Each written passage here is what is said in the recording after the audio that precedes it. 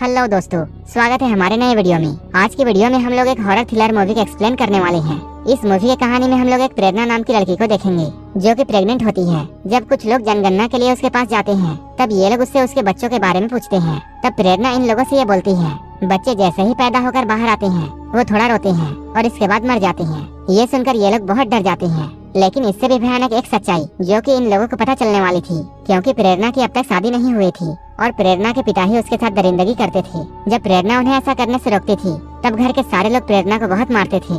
जब इन लोगों को ये सच्चाई पता चलती है तब इन दोनों लड़कियों के साथ भी वैसा ही होता है। इन दोनों को वो दरिंदे पकड़ लेते हैं और इसके बाद वो लोग इनके साथ क्या करते हैं ये हम आगे इस वीडियो में देखेंगे। तो चलिए इस मूवी को शुरू करते हैं। इस मूवी की शुरुआत एक सुनसान इलाके में बने हुए घर से होती है जो कि देखने में ही काफी डरावना लग रहा था। तभी वहाँ एक प्यासा इलेक्ट्रिशियन आता है जो कि उस घर में जाकर पानी मांगता है। तभी इस मूवी का सीन शिफ्ट होता है और हम लोग एक अनुजा नाम की लड़की को देखते हैं। उसे एक स्कूल में जॉब मिला था। अगले ही दिन अनुजा को एक नेहा नाम की लड़की के साथ गांव में जनगणना करने के लिए भेजा जाता है। अनुजा और नेहा मिलकर एक गांव की जनगणना पूरी करते हैं। इसके बाद वो लोग अपनी स्कूटी लेकर दूसरे गांव चले जाते हैं। ये लोग जब उस दूसरे गांव में पहुंचते हैं तभी इन लोगों की नजर एक घर पर जाती है जो कि गांव से काफी दूर सुनसान इलाके में बना हुआ था। ये लोग जनगणना करने के लिए इस घर में भी जाते हैं। तभी इन लोगों को प्रेरणा नाम की एक लड़की यहाँ मिलती है जो कि लगभग इन्हीं की उम्र की थी। देखने में प्रेरणा की हालत काफी बुरी लग रही थी। वो लोग यहाँ देखते हैं प्रेरणा प्रेग्नेंट है। प्रेरणा को प्रेग्नेंट देखकर अनुजा उसके बच्चे के बारे में पूछती है, लेकिन प्रेरणा का जवाब सुनकर वो लोग बहुत दंग रह जाते हैं। प्रेरणा का कहना था उसका बच्चा है ही नहीं, क्योंकि बच्चे पैदा होकर बाहर आते हैं और थोड़ी देर रोते हैं और फिर मर जाते हैं। प्रेरणा की ऐसी बातें अनुजा और नेहा को काफी अजीब लगती हैं। प्रेरणा के अलावा इस घर में 3 लोग और थे, जिनमें से एक लीला नाम की बूढ़ी औरत थी।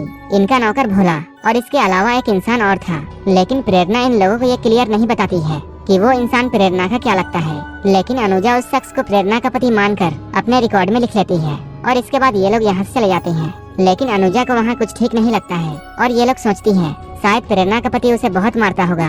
और अगले ही दिन अनुजा फिर से नेहा को उस घर में जाने के लिए बोलती है और वो कहती है हमें उस घर में जाना चाहिए ताकि हम उस घर की सच्चाई जान सके। लेकिन नेहा उस घर से डरने लगी थी, इसलिए वो वहाँ जाने से मना करती है। लेकिन अनुजा के जिद करने पर नेहा मान जाती है।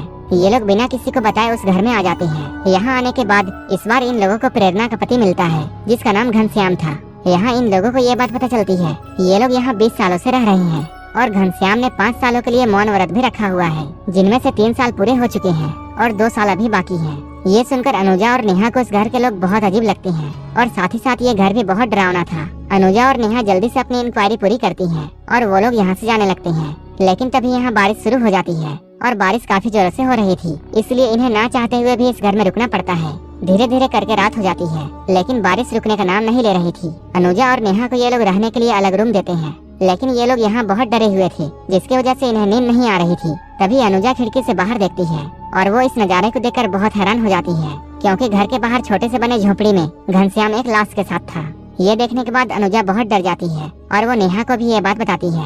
इसके बाद ये दोनों फैसला करते हैं इन्हें अभी तुरंत ही इस घर से निकलना चाहिए और ये लोग यहाँ से भागते हुए एक बार उस झोपड़ी में जाते हैं ताकि ये लोग देख सके आखिर वहाँ क्या है। ये लोग जैसे ही वहाँ जाते हैं इन्हें एक आदमी वहाँ मिलता है जिसे बेड़ियों से बांधा गया था और वो आदमी इन लोगों पर हमला कर देता है, जिससे ये लोग और भी ज्यादा डर जाते हैं और ये लोग भागने लगते हैं। लेकिन जैसे ही ये लोग थोड़ी दूर जाते हैं वहाँ इन्हें इस भयानक जंगल में बहुत से जंगली जानवरों की आवाजें आती हैं। इसके बाद ये लोग वापस इसी घर में आ जाते हैं और अपने रूम में जाकर बैठ जाते हैं। ये लोग सोचते हैं इस घर वालों को ये बात पता नहीं होगी कि वो लोग घर के बाहर जाकर झोपड़ी में एक इंसान को देख चुके हैं। अगली सुबह जैसे ही होती है ये लोग वहाँ से जाने लगती हैं। उसी वक्त इधर वो बूढ़ी औरत घनश्याम को बताती है वो दोनों लड़कियां रात में घर से बाहर गई थी। ये सुनते ही घनश्याम और भोला उन दोनों का पीछा करने लगते हैं और इसके बाद उन दोनों को पकड़ लेते हैं और ये दोनों मिलकर उन दोनों को बहुत पीटते हैं और बड़ी बेरहमी से बांधकर उन दोनों को अपने घर के नीचे बने हुए बेसमेंट में डाल देते हैं, जहाँ उन लोगों को हर रोज बहुत थोड़ा सा खाना दिया जाता था। और जब भी ये लोग चिल्लाती थी तब इन लोगों को जानवरों की तरह पीटा जाता था। जब ये लोग बाहर निकलने के लिए चिल्लाती थी तब इनके ऊपर खौलता हुआ पानी डाल दिया जाता था। ये दोनों यहाँ बेसमेंट में बैठकर बहुत रोती हैं। नेहा अब मान चुकी थी कि उनका यहाँ से निकलना बिल्कुल नामुमकिन है, लेकिन तभी अनुजा को यहाँ उस घर का गटर पाइप मिलता है जहाँ से इस घर का गंदा पानी निकलता था। इसके बाद ये लोग उसी पाइप से बाहर निकलती हैं और वो लोग यहाँ से भागने से पहले फिर से उसे झोपड़े में जाते हैं जहाँ इन लोगों ने उस बंधे हुए आदमी को देखा था। और ये आदमी कोई और नहीं वही प्यासा इलेक्ट्रिशियन था जिसे हमने मूवी के शुरुआत में देखा था, जो कि इस घर में सिर्फ पानी मांगने के लिए आया था और वो इलेक्ट्रिशियन इन दोनों को बताता है उसने इस घर में एक बच्चे की रोने की आवाज सुनी थी, जिसके बाद इन दरिंदों ने उसे यहाँ कैद कर दिया। इससे पहले कि ये लोग यहाँ से निकल पाते, नेहा का भाई उसे ढूंढता हुआ यहाँ तक पहुँच जाता है। वो घनश्याम और उसके नौकर से नेहा के बारे में पूछता है। वो लोग बताते हैं ऐसी कोई भी लड़की यहाँ नहीं आई है। जब नेहा का भाई जाने लगता है तब वो यहाँ गिरा हुआ एक की रिंग देखता है, जिसे देखने के बाद वो समझ जाता है ये तो उसकी बहन नेहा का है। इसके बाद वो फिर से घनश्याम के पास जाता है और वो अब ये समझ चुका था कि नेहा इन्हीं के पास है, लेकिन घनश्याम और भोला उसे मना करते हैं और वो लोग कहते हैं यहाँ कोई भी नहीं आया है। लेकिन नेहा का भाई मानने को तैयार नहीं था। तभी भोला और घनश्याम मिलकर नेहा के भाई को यहीं पर मार देते हैं। अपने भाई को मरता हुआ नेहा भी देख लेती है और वो बहुत डर जाती है। इसके बाद घनश्याम और भोला इलेक्ट्रिशियन को भी मार देते हैं और ये लोग नेहा और अनुजा को भी फिर से पकड़ लेते हैं। भोला और घनश्याम मिलकर फिर से इन दोनों को कैद कर देते हैं, लेकिन इस बार इनकी दरिंदगी बहुत बढ़ चुकी थी, क्योंकि इधर घनश्याम अनुजा को नोच रहा था, वहीं दूसरी ओर भोला नेहा की इज्जत के साथ खेल रहा था। अब ये लोग हर रोज नेहा और अनुजा के साथ दरिंदगी करते हैं।